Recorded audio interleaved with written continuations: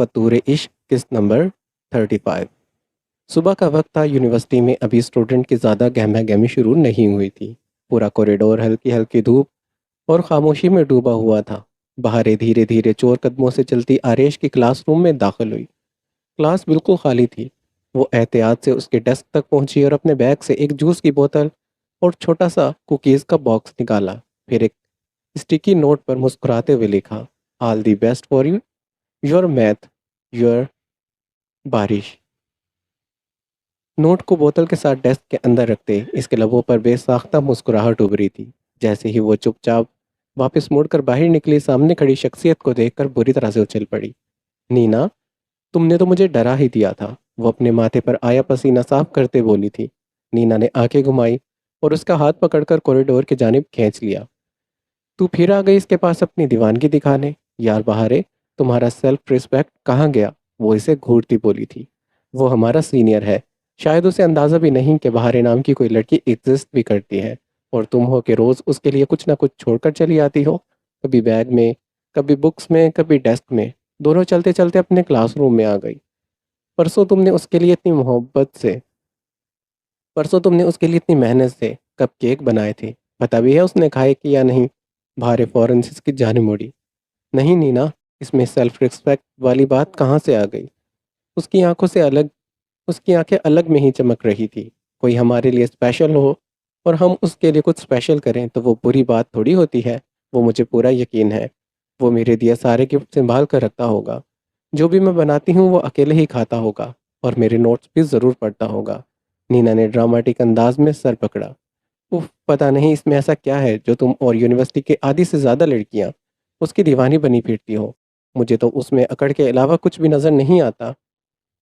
फिर अचानक से उसने शरारती मुस्कुराहट के साथ कहा, वैसे मुझे तो मर मुर्तसम ज़्यादा अच्छा लगता है और वो तुम्हें पसंद भी करता है। क्यों ना तुम? नीना, बहारे फ़ौरन से संजीदा होते उठ खड़ी हुई। आइंदा मेरे सामने ऐसी बात मत करना। बहारे सिर्फ आरेश की है और आरेश सिर्फ बहारे का। हम दोनों को कोई अलग नहीं कर सकता। अगर वाकई ही तुम्हें मुर्तसम अच्छा लगता है तो तुम उसके साथ सेट हो जाओ। उसकी आवाज़ धीमी थी मगर उसमें अजीब सी मजबूती थी। चाहे पूरी दुनिया आरैश के खिलाफ हो जाए, बहार उसके साथ कभी नहीं छोड़ेगी। नीना कुछ लम्हों तक उसको देखती रही, फिर इसने हार मानते दोनों हाथ ऊपर कर दिए। अच्छा बाबा सॉरी, तुम और तुम्हारी वन साइडेड लव स्टोरी। फिर वो शरारत से मुस्कुराई। ये तो बताओ, उस उसे टू साइडेड कब बनाओगी? बहारे के गालों पर हल्की सी लाली उभर आई। ये उनका आखिरी साल है यूनिवर्सिटी में, उनका लास्ट डे, और उनका बर्थडे एक ही दिन आएगा। उसकी आंखों में चमक उभर आई। उस दिन मैं इन्हें अपने दिल की बात बहुत स्पेशल तरीके से बताऊंगी। नीना ने उसे देखा और हल्की सी मुस्कुरा दी। आज उनका बास्केटबॉल मैच है। मैंने उनके लिए बहुत दुआएं की हैं कि वो ही जीते। मैं मैच देखने जाऊंगी, तुम भी चलोगी ना? बहारे ने उम्मीद भरी निगाहों से पूछा था। अब तुम जा रही हो तो मुझे भी आना पड़ेगा, नीना ने थके लहजे में जवाब दिया। बहारे का चेहरा खिल उठा। उसके बाद वो पूरे रास्ते आरेश की छोटी छोटी बातें एक्साइटमेंट से बताती रही और नीना बेजारी दिखाने की एक्टिंग करते चुपचाप उसकी बातें सुनती रही। रात का गहरा सन्नाटा पूरे कमरे में फैला था। बाहर हल्की हल्की बारिश हो रही थी और ठंडी हवा बालकनी के पर्दों को धीरे धीरे हिला रही थी। अर्जल फ्रेश होकर वॉशरूम से निकला। उसने ब्लैक लूज ट्राउज़र और डार्क ग्रे टी शर्ट पहनी थी जिसकी स्लीव्स आधी मुड़ी हुई थी। गीले बाल माथे पर बिखरे थे और हाथों में टॉवल था जिससे वो बाल सुखा रहा बाल सुखा रहा था। उसकी नज़र सामने सोफे पर बैठी अपनी पेंगुइन पर पड़ी, जो निहायती शरीफों वाली शक्ल बनाए बैठी थी, जैसे मासूमियत की चलती फुर्ती मिसाल हो। अर्जल के होठों पर हल्की सी मुस्कुराहट उभरी। वह आराम से उसकी जानिब बढ़ा। फ़ोन दो मेरा, उसने हाथ आगे बढ़ाते कहा। हेजन फौरन से सटपटा गई लेकिन अगले ही पल अपनी एक्टिंग जारी रखी। कौन सा फ़ोन? वही फ़ोन जो तुमने छुपा कर रखा है। हेजन ने फौरन से मासूम वाली शक्ल बना ली। मैं क्यों छुपाऊंगी आपका फ़ोन? मुझे क्या ज़रूरत है? अर्जल ने आंखें सुकेड़ कर इसको देखा। तुम्हारी शक्ल देखकर ही पता चल रहा है कि कोई शरारत की है तुमने। वाओ, मतलब अब मेरी शक्ल चोरों जैसी लगती है आपको? चोरों जैसी नहीं, वो धीरे धीरे इसकी जानिब बढ़ा। एक क्यूट पेंगुइन जैसी ज़रूर लग रही हो। हेज़न का दिल एक बार फिर से फिसला लेकिन फ़ौरन से इसने अपनी गर्दन को झटका। दूर रहें और मुझसे दूर रहें और मुझ पर बेवजह इल्ज़ाम मत लगाएं। अर्ज़ल इसके बिल्कुल सामने आकर रुक गया। तो फिर क्या करूं? एफआईआर लिखवाऊं? हेज़न ने मुश्किल से हंसी रोकी। जाइए ढूंढिए, मिल जाएगा तो रख लीजिएगा।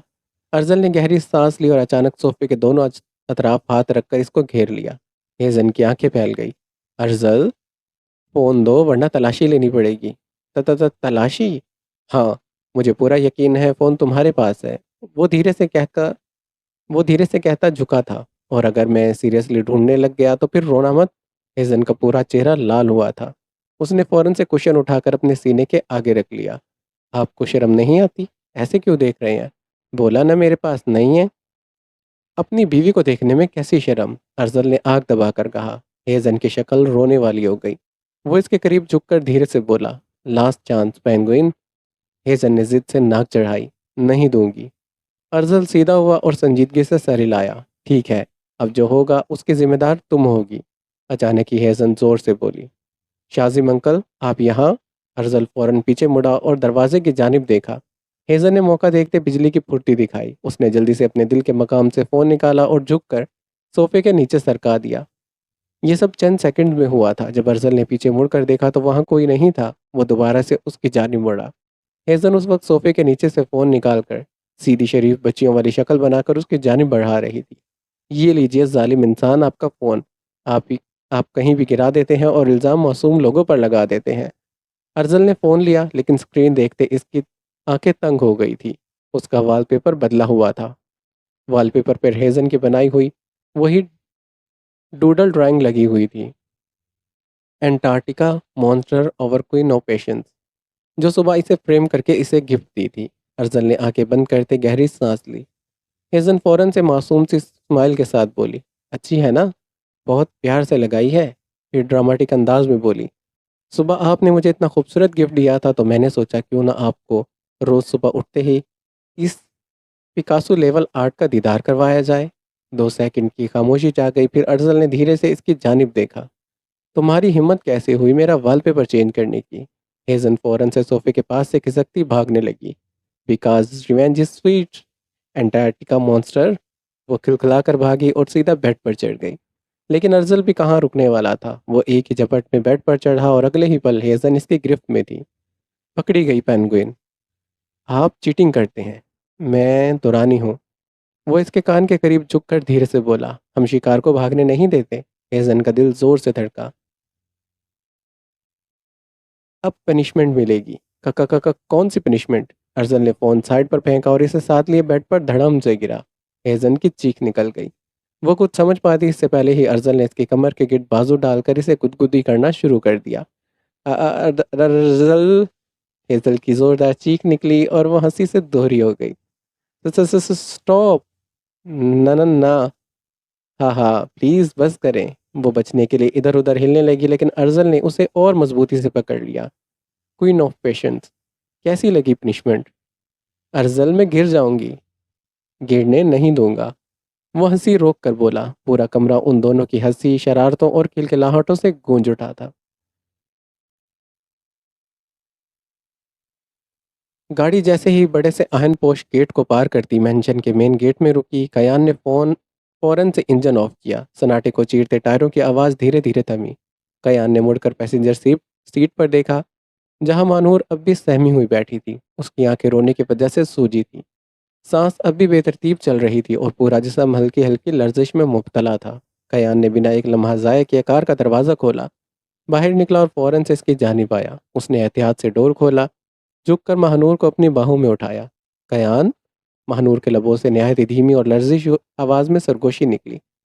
डर के मारे उसकी उंगलियां कयान के शर्ट के कालों को मजबूती से जम गई थी।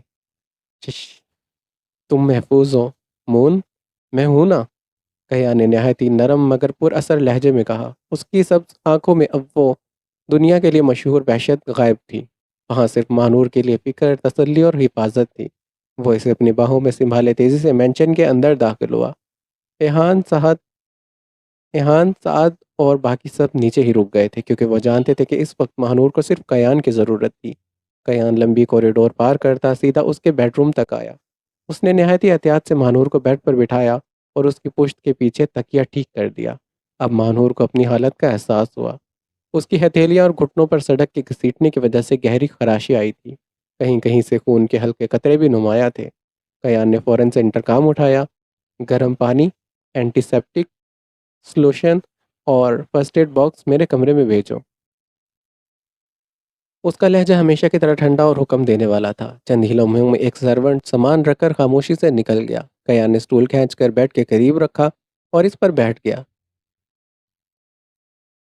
उसने गर्म पानी में कपड़ा भिगोया और महानूर की जख्मी हथेली अपने बड़े और मजबूत हाथ में ले ली। थोड़ा सा जलेगा मून, बर्दाश्त करना, उसने इसकी आंखों में देखकर धीमी आवाज में कहा। जैसे ही एंटीसेप्टिक इसके जख्मों को छुआ, महानूर के मुंह से तेज सिसकी निकली। कयान, इसने फौरन से आंखें मीच ली। कयान के चेहरे पर सख्ती की जगह फिक्र उभर आई। सॉरी, बस थोड़ा सा और। उसकी आवाज़ अब और ज़्यादा नरम हो गई। वो फौरन से झुककर इसके जख्मों पर हल्की हल्की फूंके मारने लगा। उसका हर लम्स इतना एहतियात भरा था कि महानूर का डर धीरे धीरे कम होने लगा। उसने एक एक खराश को बहुत संभाल कर साफ किया, फिर ऑलमेंट लगाई। दुनिया उसे जैकवार के नाम से जानती थी। लोग उसका नाम सुनकर कांप उठते थे। और वही आदमी इस वक्त इतनी नरमी से उसके जख्म साफ कर रहा था जैसे वो शीशे की बनी हो। महानूर खामोशी से उसे देख रही थी। उसके गीले बाल बिखरे हुए थे माथे पर। चेहरे चेहरे की सख्त लकीरें उसकी पुरहैबत शख्सियत को मजीद नुमायां कर रही थी। उस लम्हे महानूर को महसूस हुआ कयान की शख्सियत में किस कदर कशिश और सबात था। वो आदमी जो दुनिया वो आदमी जो बाहर दुनिया के लिए मौत का दूसरा नाम था, जो दुश्मनों पर किसी वहशी दरिंदे की तरह झपटता था, इस वक्त इसके सामने इतनी नरमी और एहतियात से बैठा था जैसे उसकी ज़रा सी तकलीफ भी उसे अंदर तक चीर देती हो। उसकी वाइट शर्ट के स्लीव्स अभी तक कोहनियों तक मुड़े थे। बाजुओं की भरी हुई मर्दाना रगें नुमाया थी। उन्हीं बाजुओं में जहाँ दुश्मनों को कुचल देने की ताकत थी, वहीं महानूर के लिए बेपनाह हिफाजत और नरम दिली भी थी। उसकी जो लाइन उसकी जो लाइन सख्त थी। हल्की बेड उसकी मर्दाना वजाहत को और भी कातिल बना रही थी। मगर सबसे ज़्यादा खतरनाक उसकी गोल्डन आंखें थी, जो कुछ देर पहले खून उतार रही थी और अब सिर्फ महानूर के दर्द को कम करने में लगी हुई थी। कुछ देर के बाद कयान की नज़र उसके घुटनों पर पड़ी। उसकी ड्रेसिंग घुटनों के पास से हल्की सी फट गई थी और वहाँ भी गहरी खराशें लगी थी। कयान ने बिना कुछ कहे फर्स्ट एड बॉक्स उठाया और उसकी जानिब झुकने लगा।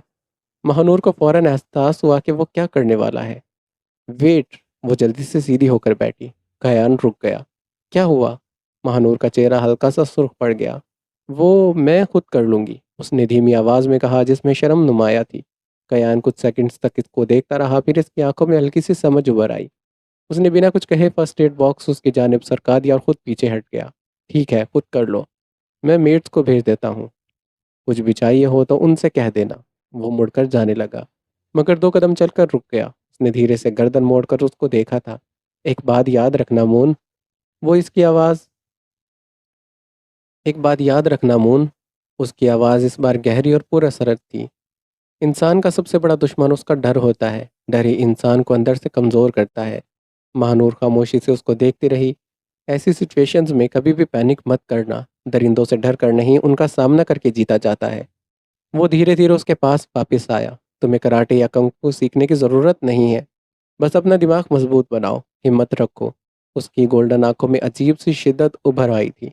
हमेशा अपने पास पेपर स्प्रे, नाइफ या कोई भी छोटी सी चीज़ रखो जिससे तुम अपनी हिफाजत कर सको। और याद रखना, वो हल्का सा झुक कर उसकी आंखों में देखते बोला, औरत कभी मर्द से कमज़ोर नहीं होती, उसका डर इसे कमज़ोर बना देता है। औरत जिस दिन डरना छोड़ देगी, उस दिन दुनिया को कोई भी मर्द इसको हरा नहीं सकता। महानूर की आंखों में आंसू तैर गए, मगर इस बार वो डर के नहीं थे। कयान ने उसकी जानिब एक आखिरी निगाह डाली और फिर खामोशी से रूम से बाहर चला गया। और महानूर देर तक उसी दरवाजे को देखती रह गई जहाँ से वो गया था। यूनिवर्सिटी का पूरा कैंपस आज अजीब सी रौनक से भरा था। हर तरफ स्टूडेंट ग्रुप की शक्ल में खड़े upcoming art and culture event की बातें कर रहे थे। दलारा अपने हाथ में कॉफ़ी लिए कॉरिडोर से गुजर रही थी जब सामने से निशा तेज तेज कदमों से उसकी जानी बातें दिखाई दी। दलारा, निशा ने दूर से चीखते इसका हाथ पकड़ा। क्या है, यूनिवर्सिटी में आग लग गई है क्या? दलारा ने इसके ओवरली एक्साइटेड चेहरे को देखकर कहा।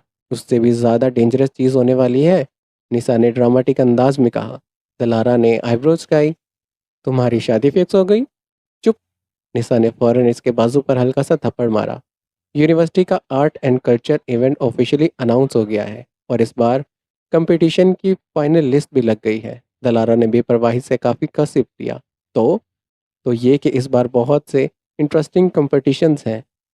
निशा उसे घसीटकर नोटिस बोर्ड के पास लेकर गई। दलारा ने एक नज़र बोर्ड को देखा। Painting competition, photography exhibition, speech contents, live music performance और भी बहुत कुछ।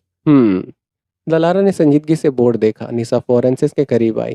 तो मैडम किस चीज़ में पार्टिसिपेट कर रही हैं? दलारा ने कंधे उचका दिए। अभी डिसाइड नहीं किया। झूठ। निशा ने फौरन से कहा। तुम्हारा दिमाग ऑलरेडी कुछ ना कुछ सोच रहा है, तुम्हारी शक्ल बता रही है। दलारा हंसी दबा कर रह गई। फोटोग्राफी में भी। निशा की आंखें चमक उठी। I knew it. वैसे भी तुम्हारी फोटोग्राफी नेक्स्ट लेवल की होती है। लास्ट टाइम जो सनसेट वाली पिक्चर ली थी ना, उफ। दलारा हल्का सा मुस्कुराई।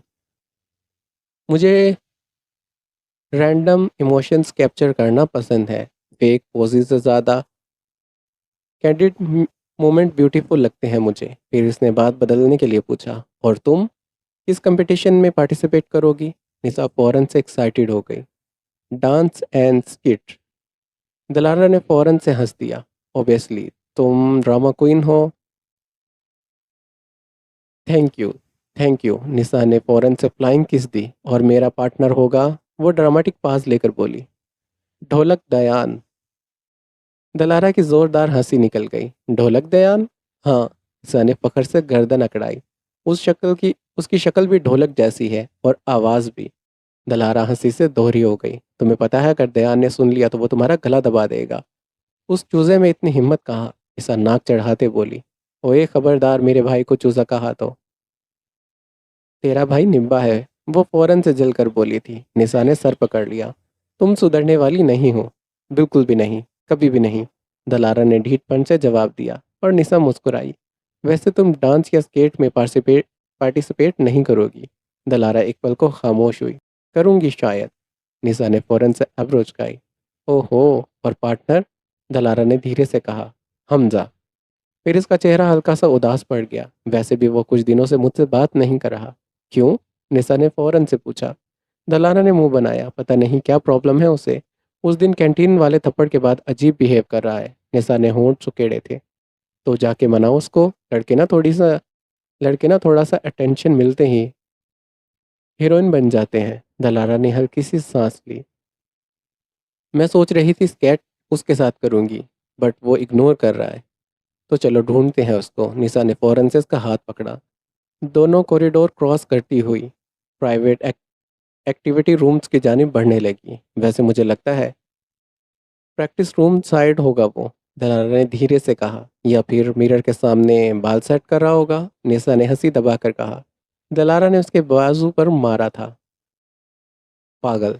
दोनों हंसते हुए एक प्राइवेट रूम के सामने आकर रुकी। अंदर शायद वही है, दलारा ने धीरे से कहा। निशा ने शरारती मुस्कुराहट दी। जाओ फिर अपने हीरो को मनाओ। दलारा ने हल्की सी स्माइल के साथ हैंडल को पकड़ा था और दरवाजा खोल दिया। अगले ही पल उसका रंग उड़ गया। रूम के अंदर का मंजर किसी कयामत से कम नहीं था।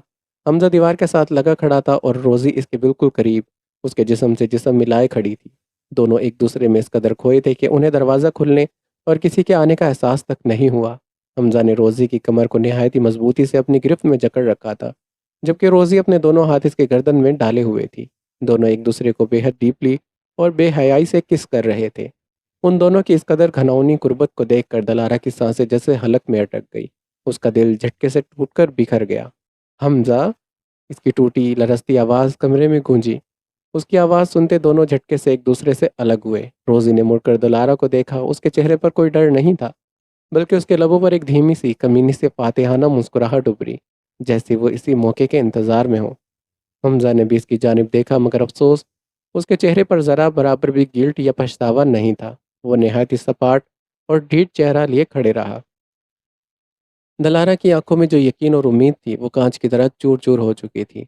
निशा जो बाहर खड़ी उसकी आंख निशा निशा जो बाहर खड़ी थी, उसकी आंखों से भी ये घिनौना मंजर छुप नहीं सका था। उसका गुस्सा आसमान को छू गया। ओए होए, खबीस इंसान, तेरे मरने वाले दिन आ गए हैं क्या, जो इतनी घिनौनी हरकतें करता फिर रहा है यूनिवर्सिटी में?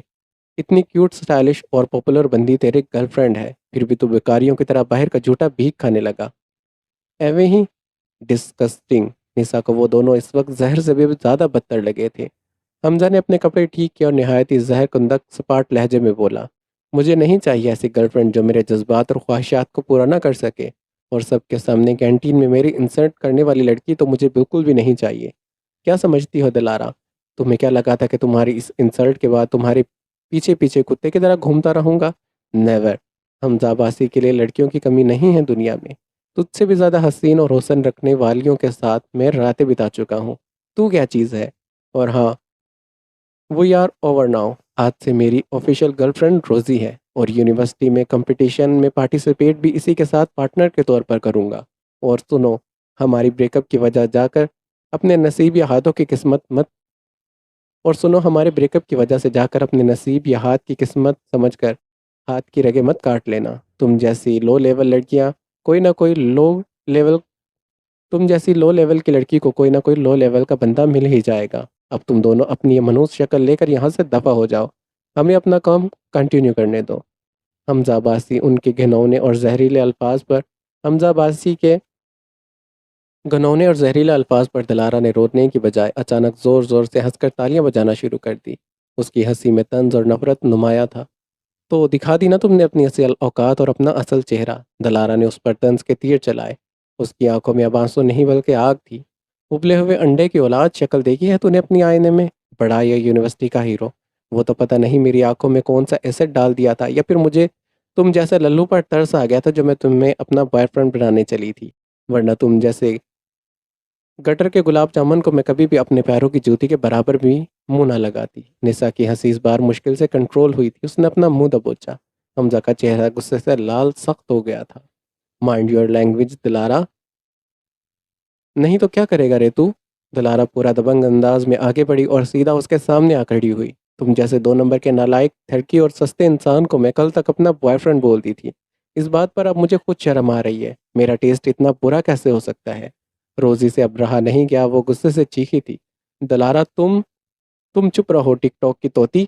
दलारा ने झटके से घूमकर इसको घूरा था। चेहरे पर परत दर परत मेकअप की दुकान लगाने से कोई क्लासी या खूबसूरत नहीं बन जाता। दिखने में पूरी सस्ती कॉपी लग रही हो। निशा ने फौरन से मुंह फेर कर अपनी हंसी दबाई। उसकी सांसें रुकने वाली थी हंसी के मारे। हमजा ने दांत तले अपना जबड़ा भींचा। उसकी मर्दाना ईगो हर्ट हो चुकी थी। तुम कंपटीशन तो क्या, दुनिया का कुछ भी नहीं जीत सकती मेरे बिना दलारा। स्टेज पर आते ही कांपने लगोगी। दलारा की आंखों में खौफनाक चैलेंज चमका था। अच्छा, ऐसा लगता है तुम्हें? वो इसके बिल्कुल करीब आकर उसकी आंखों में आंखें डालकर बोली। तो सुन लो हमजा अब्बासी, मैं इस कल्चर इवेंट में तुम दोनों को ऐसी जिल्लतनाक हार दूंगी ना कि तुम्हारी पूरी 7 पुश्तें और ये यूनिवर्सिटी याद रखेगी। हमजा तंजिया ढंग से हंसा था। किसके साथ जीतोगी? तुम्हारे पास तो अब पार्टनर नाम का भी कोई बंदा नहीं बचा। दलारा ने नहायत अदा से अपनी आंखों के कोने से एक आंसू साफ किया, जो डर का नहीं बल्कि गुस्से का था। फिर उसने फखर से अपनी गर्दन अकड़ाई। मुझे तुम जैसे चिकने सस्ते चिमगादड़ की ज़रूरत नहीं है। वो तंजिया मुस्कुराई। मैं तुमसे भी ज़्यादा क्लासी, हैंडसम और पावरफुल पार्टनर ढूंढूंगी, और इसके साथ स्टेज पर ऐसी तबाही मचाने वाली परफॉर्मेंस दूंगी कि तुम दोनों बस खड़े हुए मुंह देखते रह जाओगे और तालियां बटोरने के काबिल भी नहीं रहोगे। रोजी ने अपनी फेक आई लैशेज़ वाली आंखें घुमाई। I am your dream honey. Dalara ने इसके करीब झुकी और इसके कान के पास बोली। ड्रीम नहीं, reality sweetheart. Just wait and watch. फिर वो नहायत ही स्वैग और स्टाइल के साथ मुड़ी और रूम से बाहर निकल गई। निशा भी एक फातेहाना मुस्कुराहट लिए उसके पीछे भागी थी, लेकिन जाते जाते दुलारा दरवाजे पर रुकी और बिना मुड़े नहायत ही सर्द और काटदार आवाज़ में बोली, और हाँ हमजा, नेक्स्ट टाइम किसी के साथ ऐसी चीप हरकत करने से पहले रूम का लॉक लगाना सीख लो। बहुत चीप और सस्ता लग रहा है तुम्हारा ये पब्लिक शो। अब वो रोज़ी की जानिब देखने लगी। फिर तंजिया बोली, and once again congratulations university के सबसे टॉक्सिक टुंडे का तुम्हें बहुत बहुत मुबारक हो। निशा इस बार अपनी हंसी नहीं रोक पाई और पूरे कॉरिडोर में जोर से हंस पड़ी। हमजा का चेहरा गुस्से और जिल्लत से बिल्कुल तमतमा उठा था, जबकि रोजी शर्मिंदगी और इंसल्ट के मारे अपना मुंह छुपाने लगी। दलारा ने इन्हें इन्हीं के कचरे में छोड़ दिया था। काजिफ हॉस्पिटल के कॉरिडोर में दीवानगी की हद तक चक्कर काट रहा था। उसके माथे से पसीना बहकर आंखों में जा रहा था, मगर उसके जिस्म का तनाव इस वक्त आसमान को छू रहा था। कॉरिडोर में फैली हुई एंटीसेप्टिक की तेज़ बू इसके दिमाग को मजीद पागल कर रही थी। आईसीयू के बाहर लगी रेड लाइट जब भी ब्लिंक करती, काशिफ का दिल हलक को आ जाता। उसके दिमाग में सिर्फ एक ही खौफ नाच रहा था, खालिद पाशा का रद्द अमल। सुल्तान उनका अकेला बेटा था, उनका गरूर, उनकी जान। और आज उस जिस्म का जो हाल कयान ने किया था, वो सोचकर ही काजिब के हाथों के तोते उड़ रहे थे। अगर सुल्तान को कुछ हुआ तो पाशा अगर सुल्तान को कुछ हुआ तो पाशा भी मारे जाएंगे। काजिब ने सोचते हुए गुस्से से अपना मुक्का दीवार पर दे मारा। उसके जबड़े सख्त हो गए, आंखों में कयान के लिए नफरत की आग भड़क उठी। कयान, तूने बिल्कुल अच्छा नहीं किया। मेरे मालिक के बेटे पर हाथ उठाया है। मैं तुझे ऐसी मौत दूंगा कि तेरी आने वाली नस्लें भी थर थर कांपेंगी। तेरी उस महानूर को तेरे सामने तर पाऊंगा। वो अभी दिल ही दिल में इंतकाम की कस्में खा रहा था कि आईसीयू का भारी दरवाज़ा खुला। Senior neuro surgeon doctor Rahman थके हुए मगर हैरत ज़दा तासुरात लिए बाहर निकले। उन्होंने अपना सर्जिकल माउस सर्जिकल मास्क हटाया। काजिब लपक कर उनके पास पहुंचा जैसे उनका कॉलर पकड़ने ही वाला हो। डॉक्टर, क्या हुआ? सुल्तान ठीक है ना? अगर उसे कुछ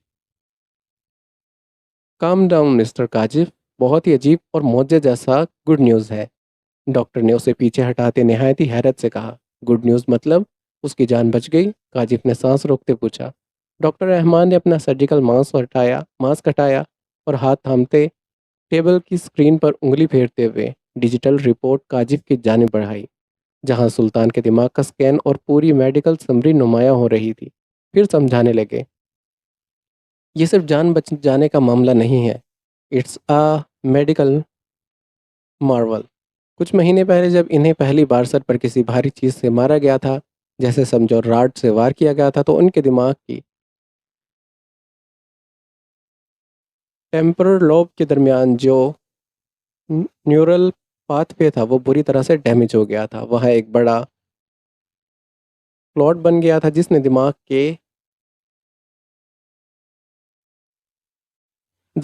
के कोर फंक्शन को प्रेस कर दिया था। उस वजह से वो एक 5 साल के बच्चे जैसा बिहेव करने लगे थे। काजिब ने हैरत से आंखें फाड़ कर सुना। हाँ, वो एक नफ्सियाती मरीज बन गए थे, मगर अब क्या हुआ? डॉक्टर ने रिपोर्ट पर उंगली रखते कहा। आज जब दूसरी बार इसी जगह बिल्कुल इसी तरह से उनके सर पर पूरी कुव्वत से हैवी आयरन रॉड मारी गई, तो इस हाई इम्पैक्ट ट्रॉमा से एक अजीब सा केमिकल हुआ, फिजिकल रिएक्शन हुआ। मेडिकल में इसे trauma resolution via secondary counter कहते हैं। इस जोरदार वार से दिमाग के अंदर जो पुराना ब्रस्ट हो गया था, वो पाथवे ब्लॉक थे और वो शॉक वेव की वजह से दोबारा से रीअलाइन हो गए। जो कि नर्वस हो चुके थे वो अचानक से एक्टिव हो गए। न्यूरोस सो चुके थे वो अचानक से एक्टिव हो गए। काजिब का मुंह खुले का खुला रह गया। उसके जिस्म में एक सनसनी दौड़ी। क्या इट्स ट्रू? रियल? मतलब आप कह रहे हैं कि कयान के उस वार ने सुल्तान का दिमाग ठीक कर दिया? एग्जैक्टली, डॉक्टर ने सर हिलाकर तस्दीक की। प्रोसीजर बहुत ही ज़्यादा क्रिटिकल था। हमने उन्हें फ़ौरन से दिमाग की सोजन कम करने की कोशिश की, जो पहले ही ड्रॉप कर गया था, जो उनके होश आते ही पूरे 15 पर आ गया था। सिर्फ 3 घंटे के अंदर उनका दिमाग पूरी तरह से नॉर्मल फंक्शनिंग पर लौट आया है। उनका बचपना और उनका पागलपन सब खत्म हो गया है। वो अब अपने ओरिजिनल फॉर्म में है। काजिब की खुशी का कोई ठिकाना नहीं था। उसके चेहरे पर एक शैतानी खौफनाक मुस्कुराहट उभरी। जो कयान सुल्तान को ख़त्म करने आया था, वो गलती से उनका सबसे बड़ा हथियार वापस जिंदा कर गया। मैं अंदर जा सकता हूँ डॉक्टर? काजिब ने बेसब्री से पूछा। हाँ, मगर ध्यान रहे कि उन पर ज़्यादा मेंटल प्रेशर नहीं डालें। डॉक्टर ने इजाज़त दे दी। काजिब ने तेज़ी से आईसीयू का दरवाज़ा धकेला और अंदर दाखिल हुआ। कमरे में मशीनों की बीप बीप की आवाज़ गूंजी, मगर माहौल बिल्कुल सर्द और खौफनाक था। वो मुकम्मल होशो हवास में डॉक वो मुकम्मल होशो हवास में हॉस्पिटल बेड के बिल्कुल बीच में सीधा बैठा था। उसका जिस्म ढीला नहीं था, बल्कि उसकी रीढ़ की हड्डी बिल्कुल तान कर सपाट बैठी थी। डिम लाइट में उसका इस तरह बिना हिले बिल्कुल खामोश बैठना कमरे में एक अजीब सा डर पैदा कर रहा था। उसके सर पर सफ़ेद बैंडेजेस बंधे हुए थे, जिनसे हल्का सा खून अभी भी झांक रहा था, मगर उसकी आंखों में अब वो बच्चों जैसा खौफ या परेशानी बिल्कुल नहीं थी। उसकी आंखें अब पहले से कहीं ज़्यादा गहराई, वहशत और एक कातलाना चमक से भरी थी। वो नहायत ही सुकून से बिना अपनी पलकें झपकाए सामने दीवार को घूर रहा था। जैसे ही काजिब के कदमों की आवाज़ आई, सुल्तान ने धीरे से अपना सर घुमाया और अपनी पथराई निगाहों से काजिब को देखा। उसके लबों पर एक खौफनाक, शैतानी और खूनख्वार मुस्कुराहट उभर आई थी। उसकी पुरानी असल दहशतनाक शख्सियत पूरी तरह से वापस लौट आई थी। उसने अपने सपाट और भारी मर्दाना लहजे पर नहायत ही धीरे और ढीठपन से पूछा, कहाँ है मेरी हीर? उसकी इस ठंडी आवाज़ पर और सवाल पर काजिब के रोंगटे खड़े हो गए। सुल्तान अपने पुराने कातलाना रूप में बेड पर बैठा मुस्कुरा रहा था और अब दुश्मनों की क़यामत शुरू होने वाली थी। यहाँ पर ये एपिसोड ख़त्म होती है और अगर आपको ये एपिसोड अच्छी लगी और आप चाहते हैं कि नेक्स्ट एपिसोड जल्दी आए तो जल्दी से इस वीडियो को लाइक करें, अपने दोस्तों के साथ शेयर करें ताकि वो भी एक अच्छा नावल पढ़ सकें और हमारे चैनल को सब्सक्राइब कर लें। मिलते हैं नेक्स्ट एपिसोड में, अपना ख्याल रखिएगा। अल्लाह हाफिज़।